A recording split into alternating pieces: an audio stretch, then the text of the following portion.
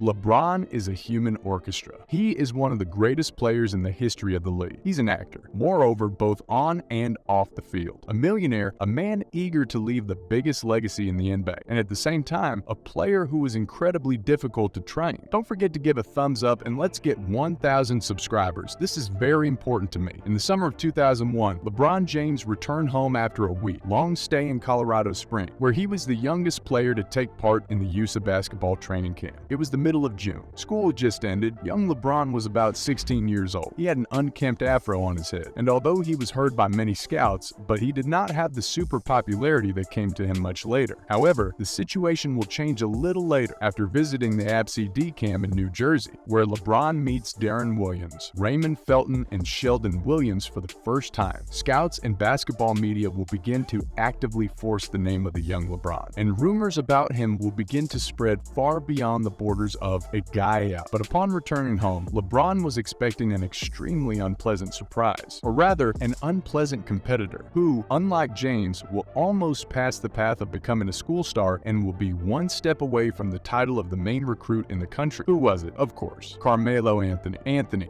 born on May 29, 1984, was considered the best young player of the class of 2002. LeBron, who was born on December 30, 1984, was considered the best in the class of 2003. But despite the age difference, these two guys had to cross paths on the floor in order to find out who was the best of them. After that summer of 2001, Anthony, who was almost a year older than LeBron, transferred from his Baltimore high school to Oak Hill Academy in Virginia, and James High School eventually agrees to play Oak Hill in a high school demonstration match next February. It was a high school match for which tickets were even sold and which were actively promoted in advertising campaign. As a result, on February 10, 2002, the hall was filled with 11,000 fans who came to see the best newcomers in the country, whose names will later become not only the main ones in the 2003 draft, but also the main ones in the NBA for a whole generation. How did that meeting end? To LeBron, despite showing the best personal figures, lost to the older Carmelo team with a score of 72-66. And this match will not only become a cult match in the history of James and Carmelo's confrontations, but will also become a starting point in many directions. Firstly, it is before this meeting that the two best recruits will meet in person, and half the night talking about family, friendship, basketball,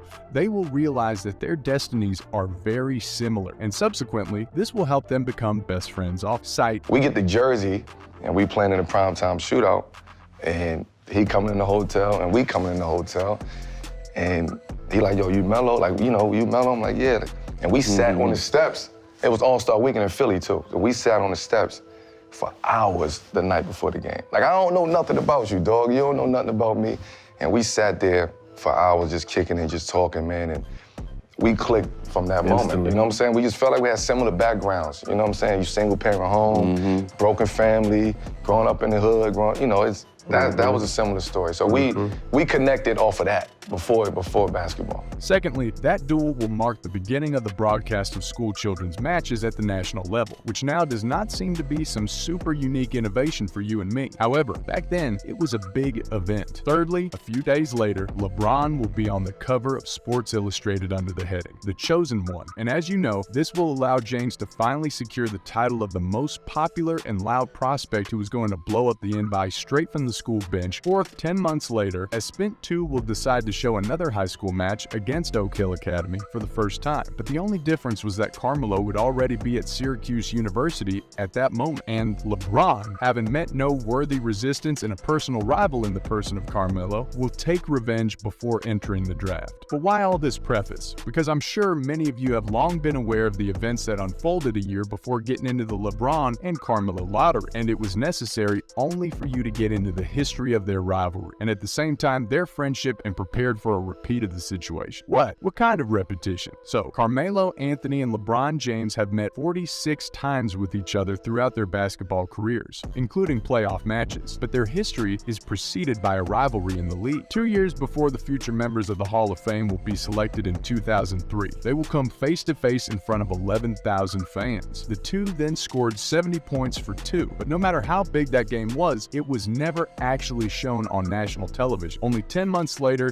LeBron debuted on ESPN 2, and it was there that the 17-year-old phenomenon scored 31 points, 13 rebounds, and 6 assists to lead his team to victory over the team with the best rating in the country. Let's fast forward to our days. Perhaps you didn't know, but 20 years later, LeBron James and Carmelo Anthony met again in the school hall. But not in Trenton anymore, but in Chatsworth to watch their sons Bronny and Cayenne play their first match against each other, in which I think you're wondering how it ended. To begin with, let's start with the latest news about the Suns. Bronny James, who was 18 for a second, is currently considered a 4-star recruit by ESPN and the 34th best player in the class of 23. He already has a lot of offers from the most prestigious programs in the country, and he is still far from what his father had at 18. Even if we consider the California region, he ranks 6th among all players there, behind Mikey Williams, A.J. Johnson, Andrzej Stojakovic, Jared McCain, and Caleb Foster. Cayenne is still only 15 years old, and despite the fact that he has already been offered a scholarship, he is doubly far from being considered one of the best high school students, both in the region and even more so in the country. Now we turn to the duel itself. The match itself, of course,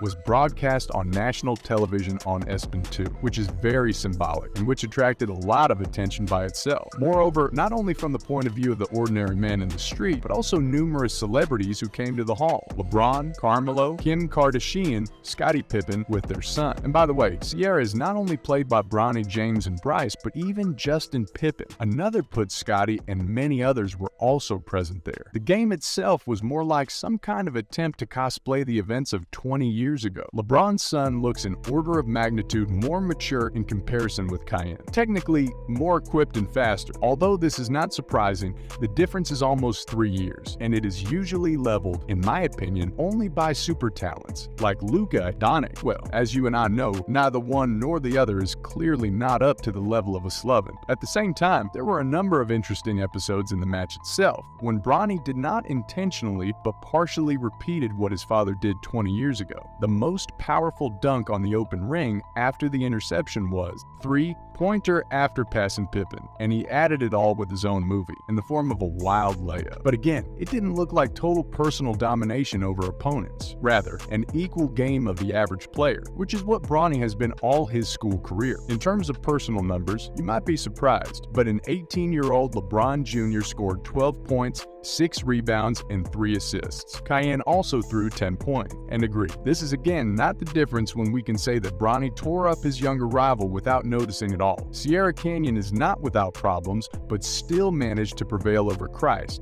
the king, with a score of 62-51. Well, let's start by listening to what the fathers said after this match. I want to be, I love the game. I would say that. I love the game, but I realize there's a lot of things that's not in my control.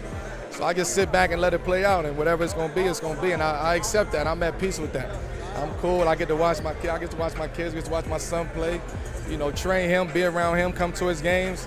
So these are the things that for a long time I haven't had a chance to do. So now I can be that father and the man that I need to be. So I'm cool, man. I would love to play. I love the game. I'm still in the gym every single day. If the opportunity presents itself, it presents itself. But it's not something that I'm pressing about. I still love it. I still love the game. Am I just a kid who loves to play basketball but loves to be an older brother, loves to be a role model for his generation? And it's pretty cool that he can experience some of the things that I've experienced in my time. But in the end, he creates his own path and creates his own legacy, and I appreciate that more than anything in the world. Brian, you were at that game 20 years ago. When you look at that and this match, what can you highlight? These are completely different situations. At that time, there were no school matches on TV. The players did not have millions of subscribers in instant. LeBron was mostly unknown in the US. Maybe someone saw the cover of Sports Illustrated, but LeBron was vitally important to that match, after which he earned millions. The best moments of that meeting were played on SportsCenter for several months, and that then attracted shoe companies who said, "We'll give away millions, but we'll get this guy for ourselves." So it was a huge moment for LeBron James' career, just for the sake of his family's well-being and to make his own name famous across across the country. Many people already know the name Bronny, so the situation is not comparable, but it's still very interesting. You know what I love about Brian Windhorst is that the guy knows how to tell the truth, and at the same time, in principle, do not offend anyone. In fact, he is, of course, right. The situations are completely different. The position of the sons is different. As we can see,